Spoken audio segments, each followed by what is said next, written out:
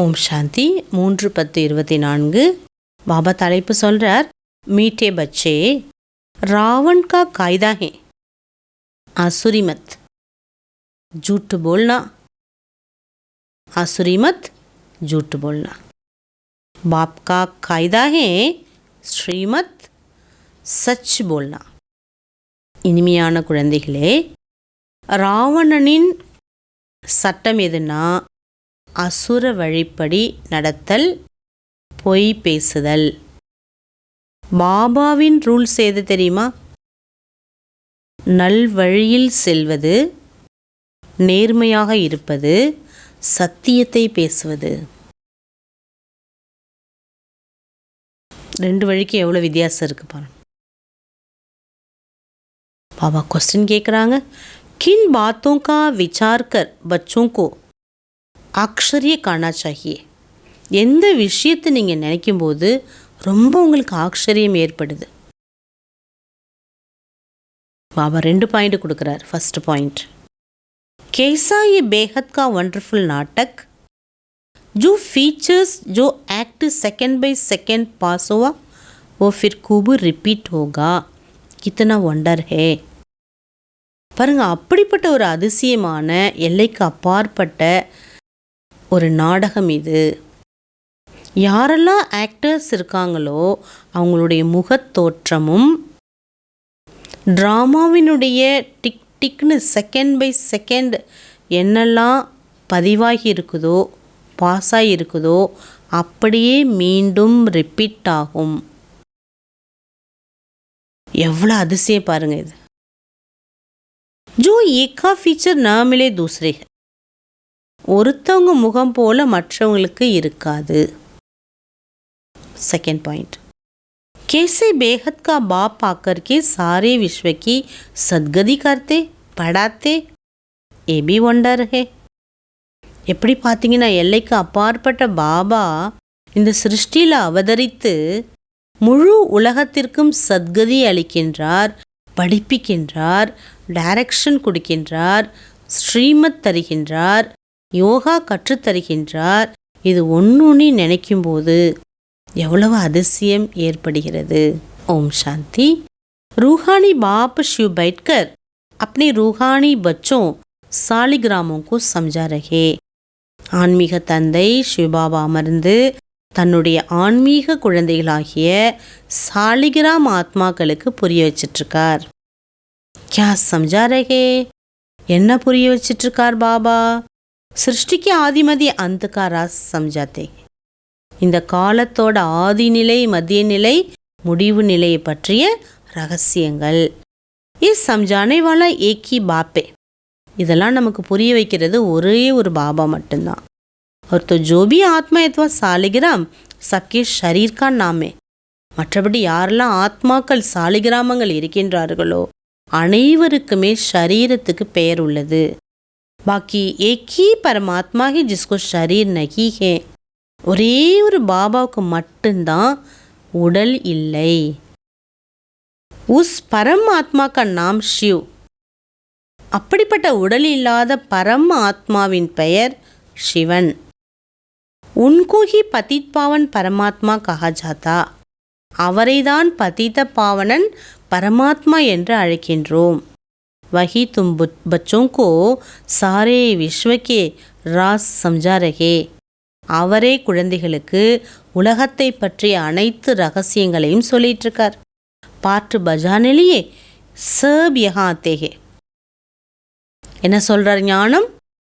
குழந்தைங்களே, பரந்தாம வீட்டிலிருந்து ஒவ்வொருவருமே இந்த பூமிக்கு பாட்டு ப்ளே பண்ண வந்தே ஆகணும்.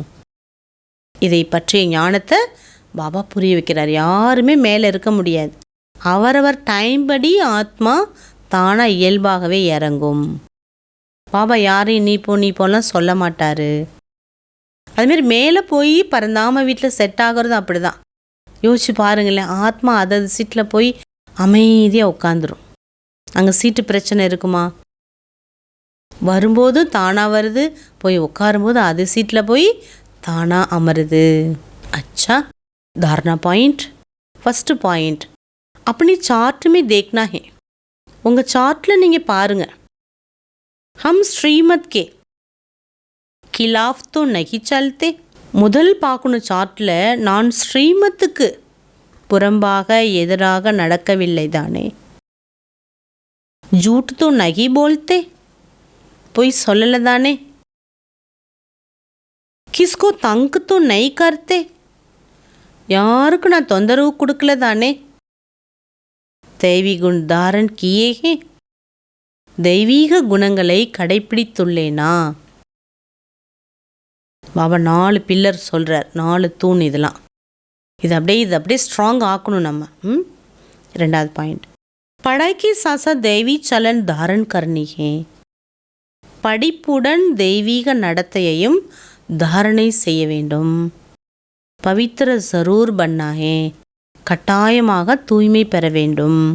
கோய் பி சீச்சி வஸ்துவே நகி காணி ஹே, எந்த ஒரு மோசமான பொருளெல்லாம் சாப்பிடக்கூடாது.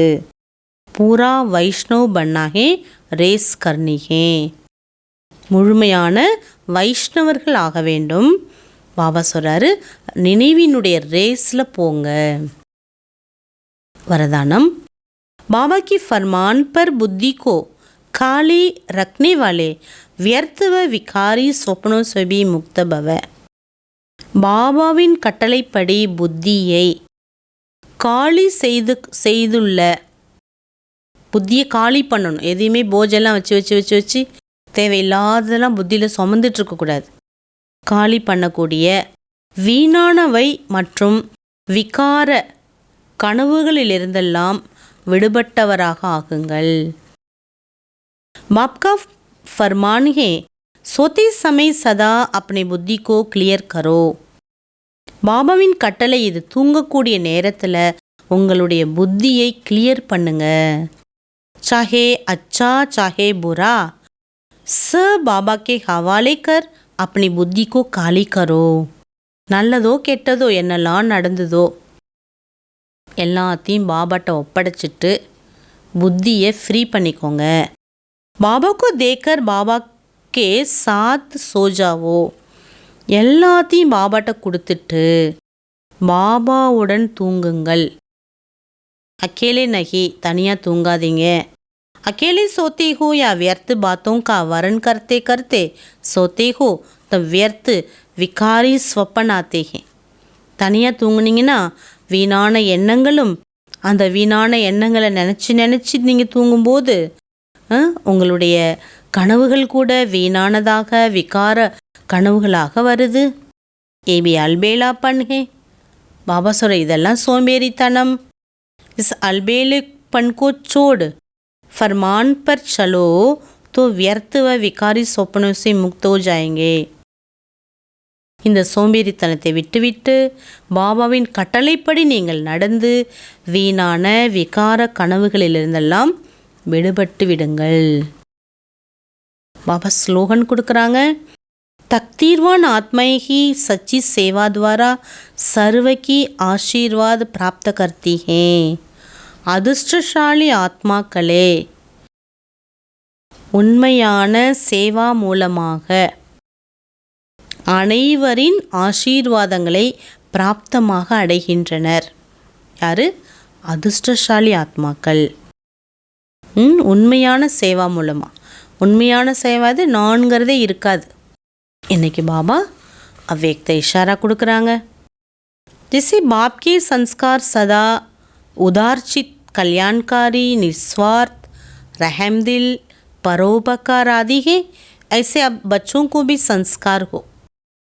எப்படி பாபாவோட நேச்சர் சதா உதாரண மூர்த்தியா, நன்மை செய்யக்கூடியவரா, சுயநலம் இல்லாதவராக, அனைவர் மீதும் இரக்க காட்டக்கூடியவராக, தீமை செய்பவர்களுக்கும் நன்மை செய்யக்கூடிய, இந்த மாதிரி நிறைய குணம் படைத்த சன்ஸ்காரம் பாபாட்ட இருக்குது.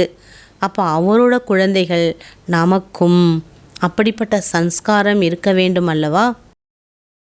சோதனை பண்ணணும், இந்த மாதிரிலாம் சன்ஸ்காரம் எனக்கு இருக்குதா, அல்ல பொறாமை வருதா, கோபம் வருதா, ஆவேசம் வருதா, டென்ஷன் ஆகுதா, அந்த மாதிரி விஷயங்கள் வந்தாலும் கேட்டாலும் யாராவது சொன்னாலும் நமக்கு இதெல்லாம் வரக்கூடாது. सदा आपस में एक मत स्नेही सहयोगी बन संस्कार मिलन करना यही महानता. மகான் தன்மை என்பது தங்களுக்குள் ஒரே வழியில் நடந்து ஒற்றுமையாக இருந்து அன்பாக இருந்து சகயோகி ஆகி சன்ஸ்காரம் ஒவ்வொருவரும் இணைந்து சேர்ந்து இருப்பதுதான் மகான் தன்மை. சன்ஸ்காரோं को टक्कर न हो. பாபா சொல்றார், ஒருவர் மற்றொருவரிடம் மோதாதீர்கள். लेकिन सदा संस्कार मिलन की रास करते रहो. ஆனால் சன்ஸ்காரத்தை இணைத்து நல்ல நடனமாடுங்கள்ங்கிறார் பாபா. ராஸ் பண்ணுங்க. संस्कारों को मिलाना अर्थात संपूर्णता को और समय को समीप लाना. சன்ஸ்காரங்களை நீங்கள் சந்திக்க வைப்பது என்பது சம்பூர்ண நிலை, அதாவது நேரத்தையும் சம்பூர்ண தன்மையையும் அருகில் கொண்டு வருகிறீர்கள். அப்போ பாபாவோட நேச்சர் எதுவோ அது என்னோட நேச்சராக இருக்கின்றதான்னு நம்ம சோதனை பண்ணி மாற வேண்டும். ஓம் சாந்தி.